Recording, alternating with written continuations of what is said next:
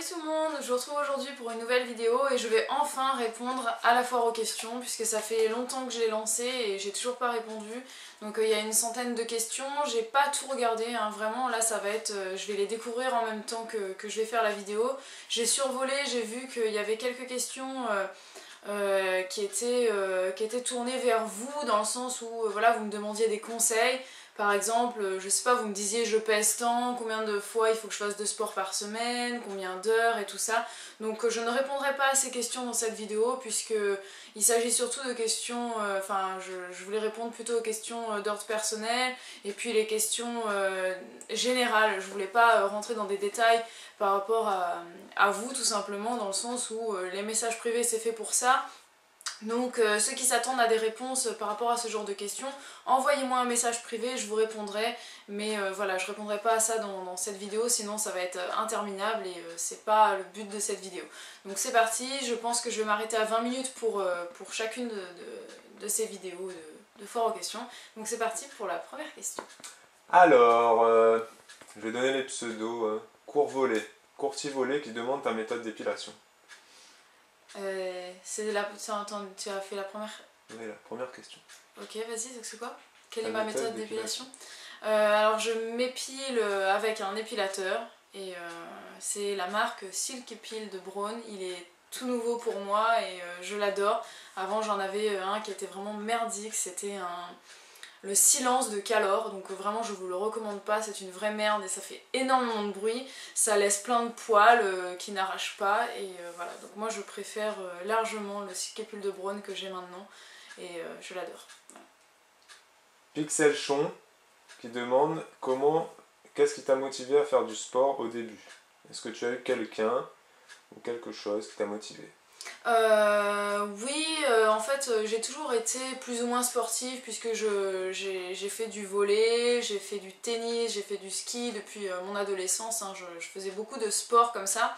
Mais quand j'ai commencé à me lancer dans le fitness, c'est quand j'ai commencé à perdre du poids parce qu'avant j'avais des bonnes formes, je faisais un taille 44 et j'étais bien ronde et je me supportais pas et en fait un jour quand j'ai commencé à maigrir je me suis lancée dans le fitness et j'ai jamais quitté, ça fait maintenant 7 ans et demi que j'en pratique à la maison et voilà, je lâcherai plus.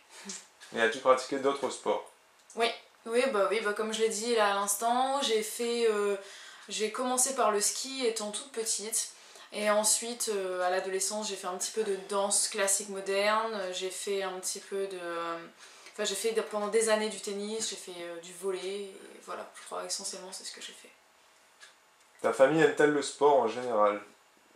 Pas vraiment non. En fait ma mère elle faisait un petit peu de fitness quand elle était jeune. Maintenant, à son âge, elle fait 20 minutes de vélo tous les jours, donc ça c'est admirable puisqu'elle a plus de 60 ans et vraiment elle se bouge, on dirait qu'elle a 45 ans, quoi. Elle paraît beaucoup plus jeune que plein de femmes qui ont moins que son âge.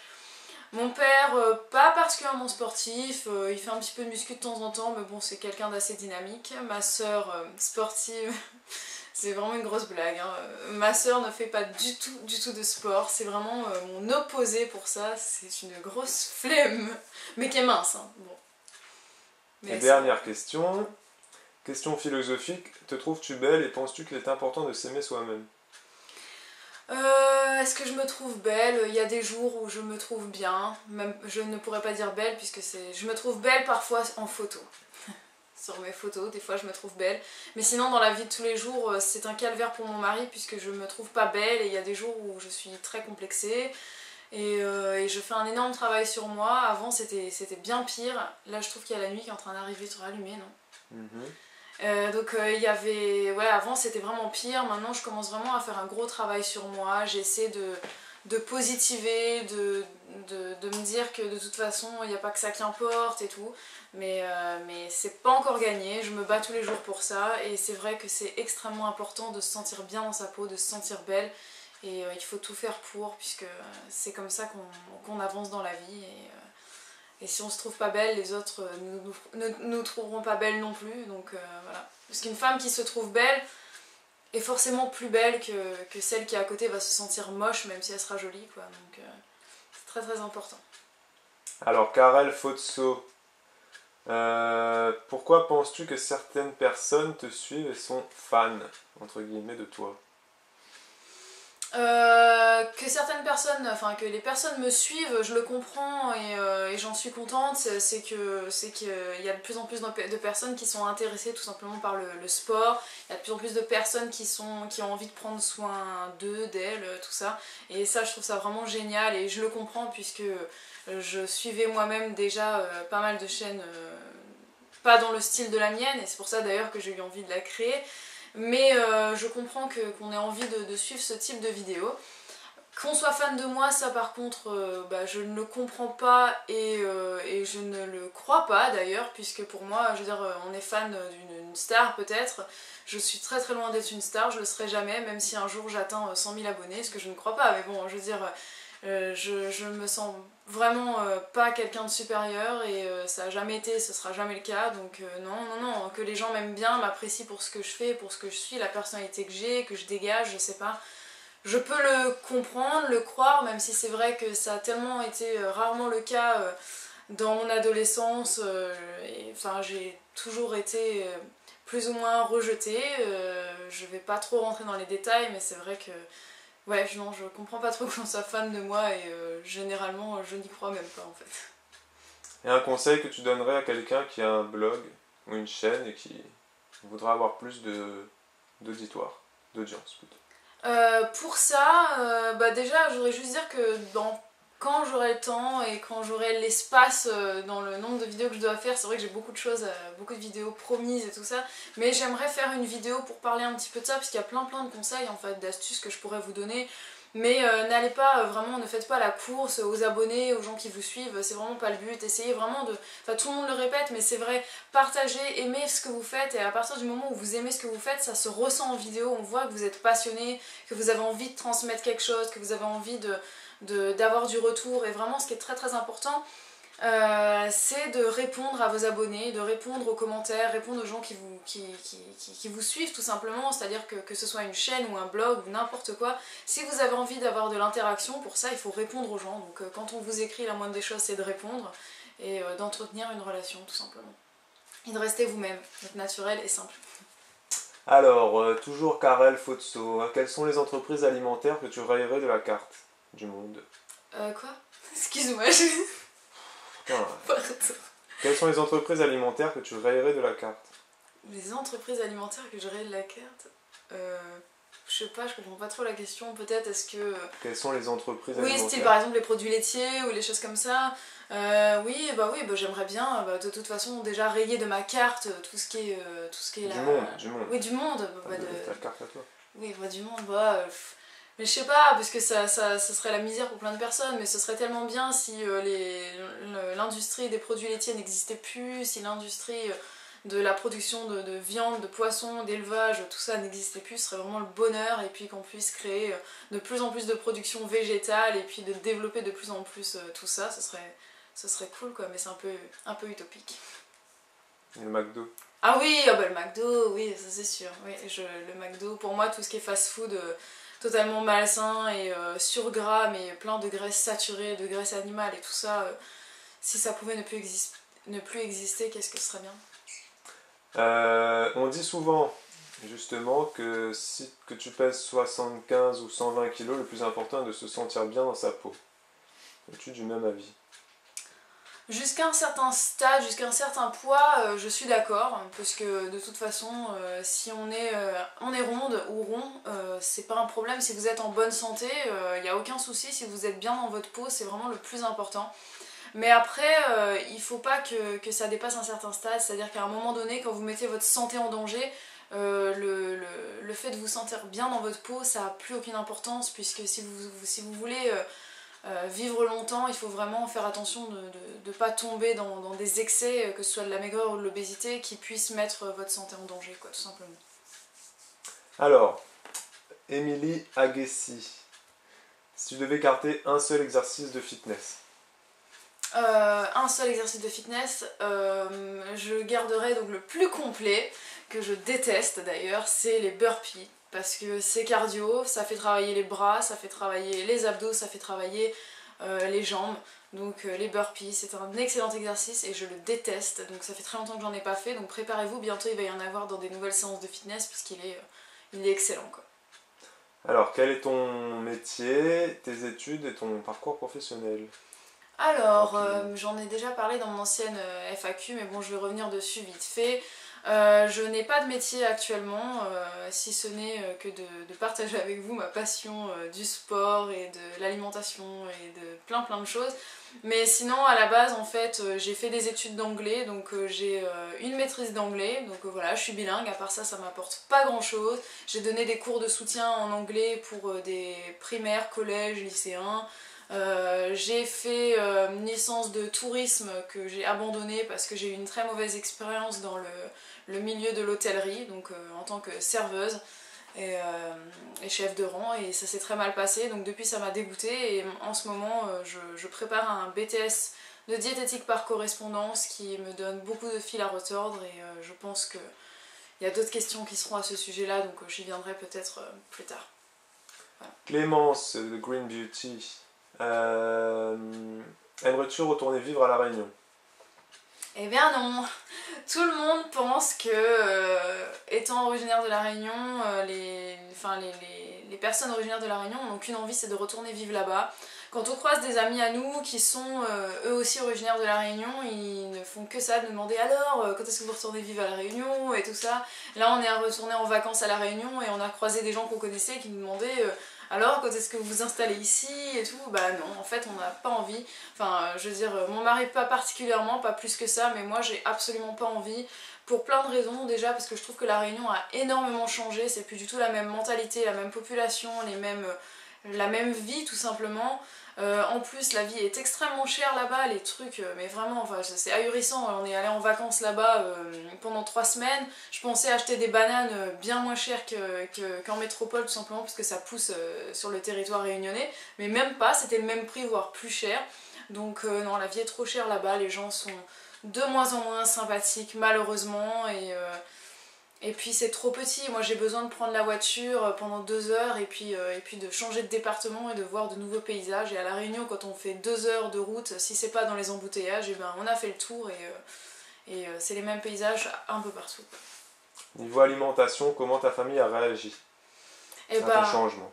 à mon changement. Bah, à mon changement, au départ, c'est vrai qu'ils ont plutôt mal réagi parce qu'ils se sont dit que j'allais avoir des carences et que ce serait pas bon pour ma santé. Quand ils ont vu que finalement je leur ai ramené au bout d'un an un super bilan sanguin, ils étaient super contents, donc ils ont été très très rassurés. Ils ont encore pensé un petit peu que c'était une lubie et que ça allait me passer. Et finalement, quand je suis repartie en vacances chez eux là pendant 3 semaines, ils étaient vraiment adorables avec moi, ils ont préparé plein de... À tes souhaits, tu pouvais pas te retenir quoi.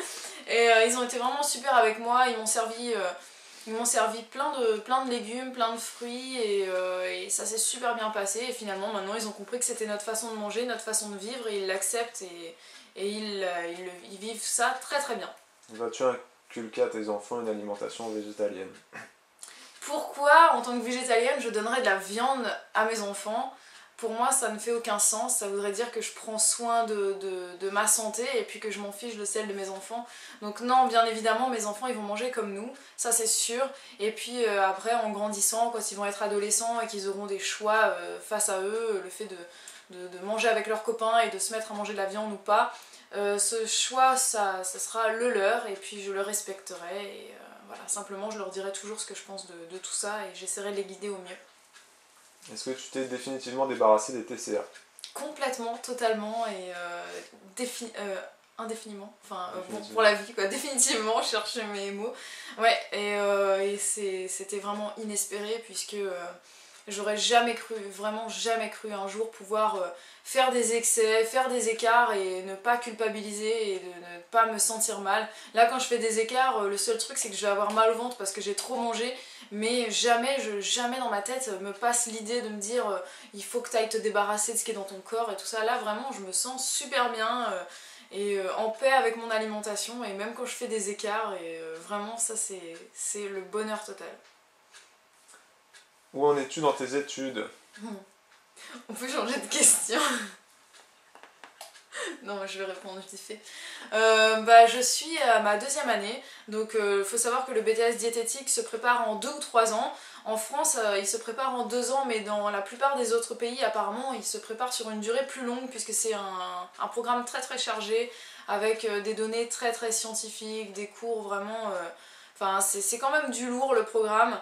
Et j'ai discuté avec plusieurs personnes qui ont passé ce BTS, mais pas par correspondance, mais en école.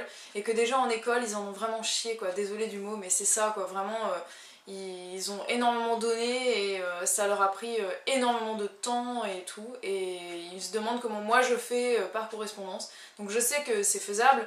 Mais avec mon bac littéraire qui est derrière moi depuis que j'ai passé en 2005, ça fait assez longtemps maintenant, donc pour moi les sciences c'était en 2004 la dernière fois que j'en ai fait, ce qu'on fait en L c'est vraiment ridicule, donc on va dire même 2003 niveau seconde, et donc c'est vraiment très très dur pour moi et en ce moment je suis vraiment en train de beaucoup me remettre en question par rapport à tout ça. Ton mari est-il passionné de fitness comme toi? Passionné, je ne dirais pas ça. Le fitness, c'est peut-être pas trop son truc, mais il aime beaucoup la musculation, surtout avec les appareils dans les salles, les poids, les haltères, toutes les barres de musculation et tout ça. Donc je pense qu'il a découvert ça il y a 6 ans à peu près, ça, non? En Afrique du Sud. Et depuis, il aime beaucoup ça. Il y a des longs mois où il se laisse aller à ne plus rien faire. Et puis là, ça fait depuis le début de l'année qu'on s'y est remis tous les deux. Et il adore ça. Alors, Cynthia Frère, qui demande sur les études quand est-ce que tu seras diplômée. Quand est-ce que je serai diplômée ou quand est-ce que je passerai les examens? Parce que c'est pas pareil, hein. Je devrais passer mes examens l'année prochaine, donc je crois que c'est en... Je sais même pas si c'est en juin, juillet, août ou septembre, mais bon voilà quoi, donc ce sera pour la session de l'année prochaine normalement. Et quand est-ce que je serai diplômée? Je vais vous dire très sincèrement ce que je pense, jamais. Maintenant on verra. Alors, The Channel 4, qui demande dans quelle région ou pays te verrais-tu faire ta petite ferme plus tard? Où est-ce que je me verrais faire ma petite ferme plus tard? Je sais pas dans quelle ville, mais dans quelle région. J'adorerais être dans le 66 puisque c'est un département que je trouve magnifique. Et voilà, il y a plein de jolis coins ici, donc j'adorerais être par ici. Je pense, on verra bien. Quand elle demande au niveau du riz, est-ce que tu n'as pas mal au ventre en mangeant tout ce riz? Absolument pas. Non, au contraire. Au contraire, ça me cale, donc j'ai pas mal au ventre, quoi. Non, je suis vraiment bien. Parce qu'elle dit qu'en mangeant beaucoup de fruits et légumes, quand elle mange du riz après, ça va pas. Ah ouais? Peut-être que ça dépend des personnes, peut-être qu'il y a des gens qui ont besoin de moins de riz, d'autres qui ont besoin de plus, mais faut dire aussi que c'est quand même dans ma culture, hein. Comme je vous l'ai dit, je viens de La Réunion, on mange du riz tous les jours à tous les repas, donc c'est vraiment pas un problème pour moi de manger du riz tout le temps, quoi. Mon corps est habitué et il adore ça, quoi. Il en redemande. Mais si vous avez mal au ventre en mangeant trop de riz, mettez-en moins ou essayez de remplacer ça par du quinoa ou autre chose. Il y a Kenza Bibouche qui demande est-ce que tu es née à La Réunion? Pourquoi tu es venue en France? Alors non, je suis pas née à La Réunion, je suis née à Vitry-sur-Seine. J'ai grandi jusqu'à l'âge de 10 ans, enfin oui, de 10 ans on va dire, à Chevilly-la-Rue, donc dans le Val-de-Marne. Et à l'âge de 10 ans, je me suis installée à La Réunion jusqu'à l'âge de 23 ans.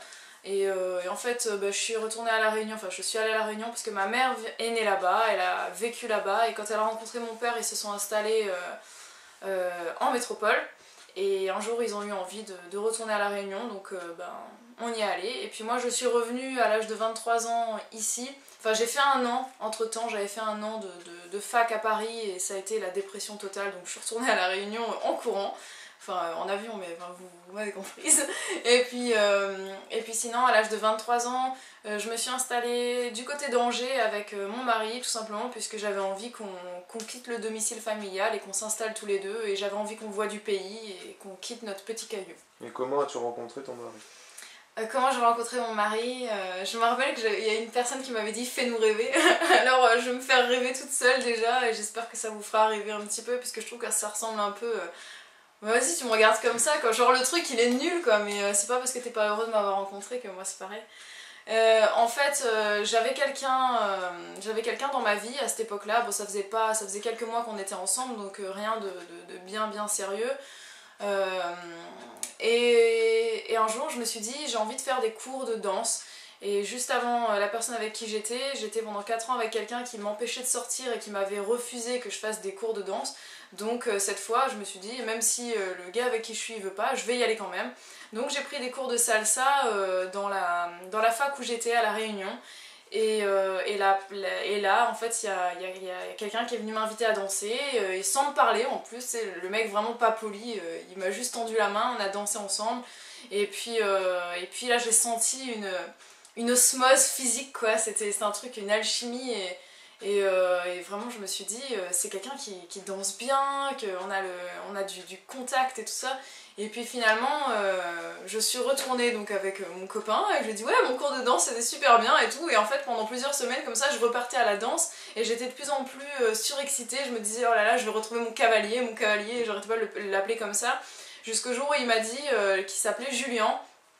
Et je lui ai dit qu'il se foutait de ma gueule parce qu'en fait moi je m'appelle Juliana et je ne connaissais pas de Julien, donc je croyais qu'il se moquait de moi et qu'il voulait juste me draguer et tout, et en fait non, il s'appelle bien Julien et je m'appelle Juliana. Et c'est vrai que depuis ce jour on ne s'est plus quitté et que la salsa ça nous a vraiment on s'est rencontrés grâce à la danse, quoi, et depuis on danse toutes les semaines et voilà, et c'est passionnel et tout, et on s'est mariés et voilà, et on n'a qu'une lettre qui nous sépare, donc vu qu'on s'appelle pareil, voilà.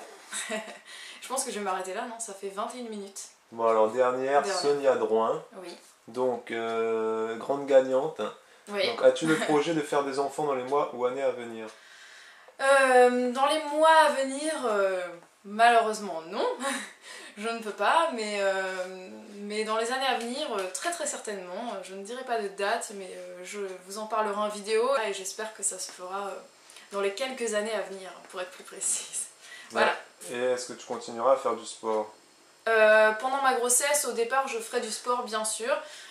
Quand mon ventre sera un peu trop imposant et que ça deviendra difficile, je ferai un peu de pilates ou des choses dans ce genre-là. Et puis, dès que j'aurai accouché, dès que possible, je me remettrai au sport, d'abord doucement, et puis ensuite, bien sûr, que je recommencerai mon sport pour me remettre en forme. Voilà. Et dernière question. Bah oui, c'est pas fini. Concernant la couture, elle demande est-ce que tu pourras nous faire une vidéo pour nous expliquer comment tu fais tes robes? Ah là là, mon dieu, la couture. En fait, la couture, j'ai découvert ça avec mon ancienne belle-maman et ça, vraiment, je le remercierai jamais assez puisque on a fait des après-midi entières de couture ensemble et du coup, j'en ai beaucoup appris. J'ai une machine à coudre, mais ça fait très longtemps que j'ai pas cousu, donc j'espère m'y remettre un jour dès que j'aurai un peu plus de temps, et dans ce cas-là, bien évidemment, je vous en parlerai en vidéo et sur le blog. Voilà, c'est tout. J'espère que ça vous a plu. À la prochaine. Oui, ah oui, à la prochaine.